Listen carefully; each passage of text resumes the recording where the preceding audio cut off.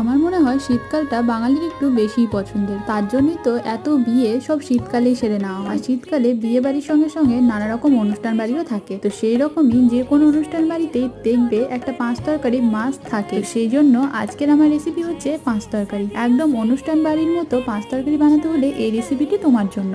হাতের কাছে যে কোনো 5 রকম সবজি দিয়েই এই পাঁচ তরকারিটি বানিয়ে নেওয়া যায়। প্রথমত আমি সবজিগুলোকে লম্বা লম্বা করে কেটে নিয়েছিলাম, অল্প আছে এগুলোকে ভেজে রেখে দিয়েছিলাম। এরপরে কড়াইয়ে অল্পখানি তেল দিয়ে পাঁচফোড়ন দিয়ে ভালো মতো ভেজে নেওয়ার পর অল্প আদা বাটা দিয়ে ভালো মতো ভেজে নিলাম। অল্প লবণ, হলুদ গুঁড়ি আর জিরে গুঁড়ি দিয়ে ভালো মতো ভেজে নেওয়ার পর দিয়ে দেবো আলুটাকে একটু বেশি করে কষিয়ে নিতে হবে, কারণ আলু যেহেতু একটু শক্ত প্রকৃতির হয় সেই জন্য এটাকে বেশি ভালো করে কষিয়ে নিতে হবে। অন্যান্য ভেজে রাখা সবজিগুলো দিয়ে দেবো, দিয়ে ভালো মতো কষিয়ে নেওয়ার পর টমেটোটা একটু দেরিতে অ্যাড করবো। টমেটোটা গলে গেলে ওর মধ্যে অল্পখানিক লঙ্কার গুঁড়ো মিশিয়ে ভালো মতো নাড়াচাড়া করে নামিয়ে দিলেই তৈরি হয়ে যাবে তোমার পাঁচমিশালি সবজি। তো রেসিপিটি কেমন লাগলো অবশ্যই কমেন্টে জানাবে। নমস্কার।